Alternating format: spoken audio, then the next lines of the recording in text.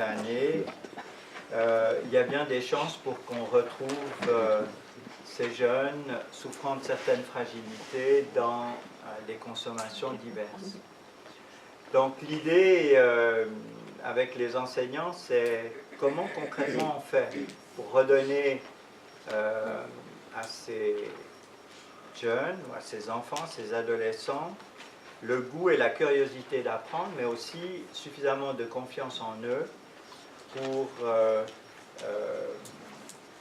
continuer leur parcours.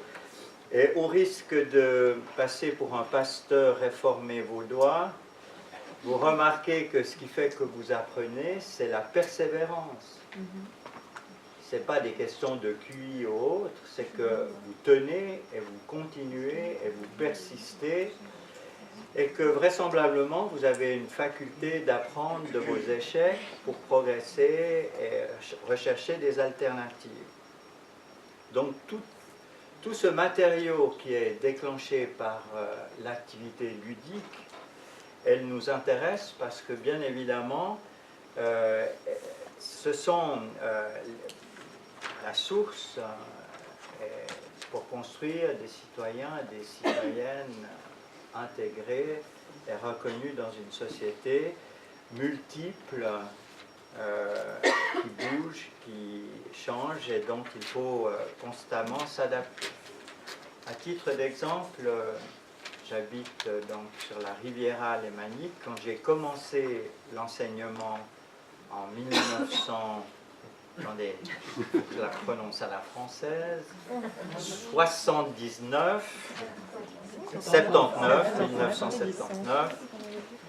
ben dans ma classe, il n'y avait que des Vaudois de Vaudois, d'accord, que des gens du Cru. Le plus exotique devait venir du canton d'à côté, c'est un vrai bourgeois. Je suis allé à la fête des écoles. Actuellement, dans la même école où j'ai enseigné, il y a 192 nationalités différentes. Donc, que l'on fasse ce que l'on veut, nous sommes dans une société de multiculture et il faut apprendre à vivre ensemble. Et apprendre, et si on rejoint le débat de ce matin, il y a bien de la politique et vous savez bien les raccourcis qu'exercent certains partis, en Suisse aussi d'ailleurs. C'est curieux, mais ils se ressemblent, même sur les photos. Ils font comme ça des raccourcis faciles sur ce qu'il faudrait pour endiguer, enfin, toutes ces bêtises que l'on entend. Donc voilà, ce type de pédagogie, ben vous le voyez, c'est une pédagogie plutôt de type humaniste qui est centrée sur l'individu et sur le développement des compétences.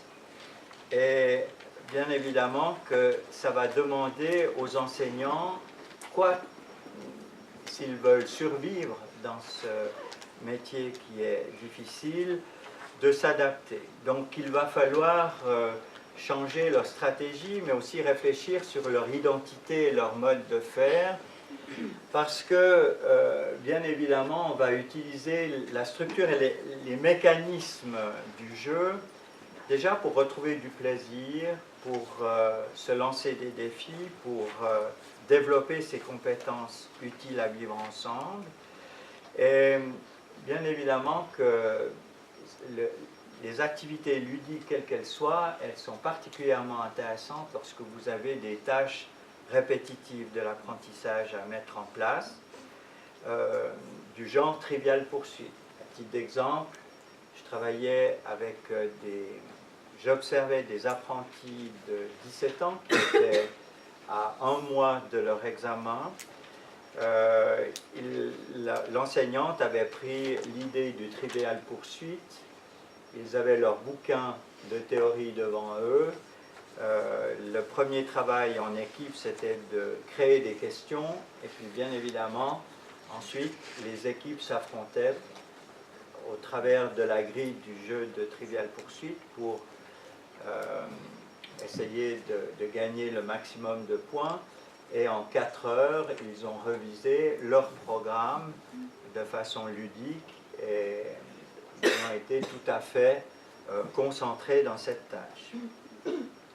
Vous remarquerez aussi qu'il faut secouer des a priori quant aux stratégies et bien évidemment, les enseignants vous disent on n'a pas le temps, les contenus sont trop chargés, mais peut-être qu'en utilisant des stratégies de classe inversée, c'est-à-dire qu'on va demander à l'élève ou aux jeunes d'étudier tout ce qu'il peut étudier seul.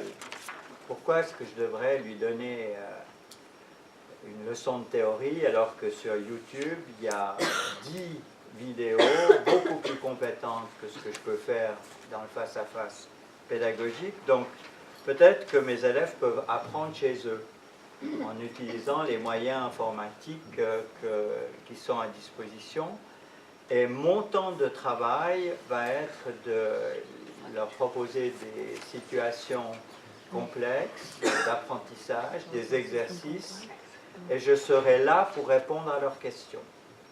Donc je vais utiliser ce temps pour travailler avec eux le contenu, repérer qui a des difficultés d'apprentissage et leur proposer peut-être des stratégies de pédagogie différenciées pour leur permettre de progresser à leur vitesse, de reprendre confiance dans leurs compétences. Et on va travailler des stratégies d'apprentissage coopératif dont les effets sont quand même d'apprendre à vivre ensemble, à vivre en société, quelles que soient nos différences et nos provenances. Donc vous voyez, l'idée c'est de mettre un peu de champagne dans cette pédagogie et de prendre conscience que dans les études on s'ennuie tellement que peut-être si on allégeait un peu tout ça, si on dépiotait un peu tous ces contenus qu'on nous oblige d'apprendre qui nous sont guère utiles, on retrouverait du temps pour faire de l'enseignement et d'éduquer nos futurs citoyens à intégrer une société où leurs compétences pourraient être reconnues. Donc pour ceci, nous avons travaillé à l'OMS sur des conditions cadres pour que ça se passe. Et ce qu'il y a d'intéressant dans votre région, c'est que vous avez commencé à introduire un programme de prévention Unplug qui s'adresse à une population dès l'âge de 12 ans, 12 à 14 ans. Il y aura un nouveau projet qui va peut-être être introduit dans le primaire. Et c'est ce qui est intéressant, c'est que la prévention, elle ne se développe pas sur une seule année dans un coup de projet qui fait plaisir aux politiques, mais qui n'a aucun effet sur les populations, mais plutôt de développer des projets sur le long terme qui se répètent un certain nombre d'années pour qu'on puisse observer des effets sur les populations. Ce qui veut dire qu'il faut bien évidemment prévoir un investissement.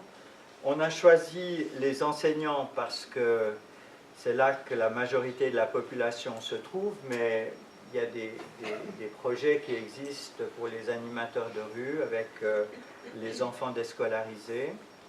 Vous remarquerez que l'idée c'est de réfléchir aux compétences nécessaires. Ensuite, c'est de créer un matériel éducatif qui motive ces jeunes, qui les accroche. Et bien évidemment, c'est une décision de société puisque vous pouvez développer le meilleur des programmes de prévention d'un système scolaire. Si les parents n'y adhèrent pas pour renforcer le message, on perd déjà de l'impact. Mais si la société dans laquelle on vit ne valorise pas ce type de programme, ben bien évidemment que les effets sont moindres.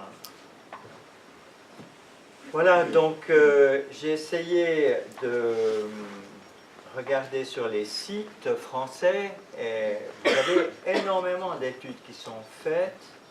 Le problème, c'est l'information et la dissémination. Toujours étonné à quel point on a de la peine à faire changer les systèmes, mais ces adresses existent, dont un bouquin qui répertorie tous les outils de prévention qui utilisent les compétences psychosociales. Et tenez-vous bien, c'est dans les pays de la Loire. C'est pas si loin, ou bien. Et c'est en Suisse qui vous apporte l'info, comme quoi. Et c'est un bouquin absolument passionnant parce que du préscolaire à l'universitaire, au cycle universitaire, il répertorie tous les jeux, toutes les approches qui sont disponibles. Il y a les adresses où vous pouvez vous procurer ces jeux et qui pourraient être une proposition à faire à des éducateurs ou à des enseignants. Ma présentation sera sur le site. Voilà, mesdames et messieurs. Alors, quelques mots sur Unplug. Donc, Unplug, c'est un programme de 12 leçons qui s'adresse à des enfants à partir de 12 ans. Et dans la région, ce qu'il y a d'intéressant, c'est que c'est co-animé par les spécialistes de prévention de la PLET et les enseignants dans les mêmes classes. Ils se forment ensemble et ils développent cette action sur une période d'à peu près de 3 à 6 mois. Vous voyez tous les pays qui ont repris ce projet au niveau européen, mais aussi au niveau international, soutenu par les Nations Unies. Ce qu'il y a d'intéressant dans ce projet, c'est que c'est un programme qui est répertorié sous les projets evidence-based, c'est-à-dire que ça a été évalué, on en connaît les résultats, et il y a une banque de données qui existe en Italie qui permet, lors de l'évaluation, de comparer avec les populations les résultats de ce type de projet. Alors, ce projet Unplug, ça n'est pas de réduire à tout jamais la consommation, mais l'objectif, c'est de retarder le plus longtemps possible le premier contact avec le produit en comptant sur la maturité de l'enfant et les outils qu'il a pour prendre des bonnes décisions le concernant. Et ne voyez pas une morale là derrière. S'il prend la décision de consommer, peut-être qu'il la prendra en essayant de limiter les risques qui vont peut-être avec les stratégies de prévention. Donc, à travers ces leçons, on introduit des activités ludiques, des activités de réflexion qui recouvrent les compétences que j'ai essayé de vous décrire durant mon intervention. Voilà, Claire, j'en ai terminé et il est 15 heures.